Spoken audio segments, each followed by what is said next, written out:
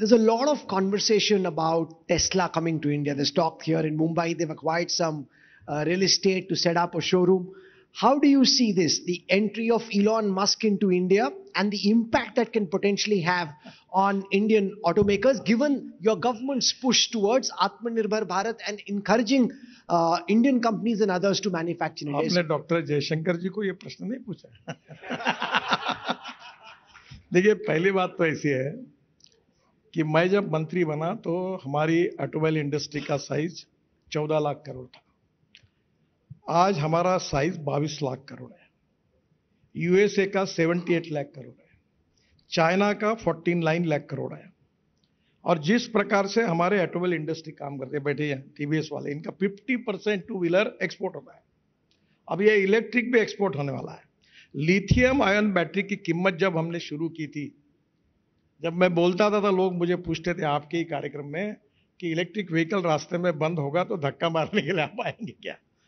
अब ऐसी स्थिति है कि $150 पर किलोवाट पर आवर जो थी वो $100 तक आई है। और वर्ल्ड में मैं ये मानता हूं कि सब लगभग कंपनियां हमारे यहाँ है, उनकी क्वालिटी में लगातार इंप्रूवमेंट हो रही है। अभी हमने भारत एनकैप जो किया है स्टैंडर्ड, उसके कारण वर्ल्ड की गाड़ियां टेस्ट करने के लिए इंडिया में आ रही है और हमारी गाड़ी सेफ है। और इसके बाद हमारी 2 व्हीलर 3 व्हीलर बसेस, इसका बहुत बड़े प्रमाण पर एक्सपोर्ट होगा। और हमारी इंडस्ट्री में मैं तो उम्मीद करता हूं कि 5 साल के अंदर हम निश्चित रूप से, बीच में हमने जापान को पीछे डाल दिया। अब जापान तीसरे नंबर पर था, हम चौथे नंबर पर थे। अब जापान चौथे नंबर पे गया, हम तीसरे नंबर पर आए हैं। और हमारी ऑटोमोबाइल इंडस्ट्री जिस प्रकार से क्वालिटी प्रोडक्ट्स तैयार कर रही है, टेक्नोलॉजी में नए नए इनोवेशंस आ रहे हैं, उसके आधार पर हाइड्रोजन पे काम हो रहा है। मैं विश्वास रखता हूं कि आने वाले 5 साल में हम निश्चित रूप से वर्ल्ड में एक प्रमुख देश ऐसा बनेंगे और दूसरे नंबर पर निश्चित जाएंगे। और वो जाने के बाद फिर पहले नंबर पर जाना ज्यादा कठिन नहीं है, क्योंकि हमारी कॉस्ट सस्ती है।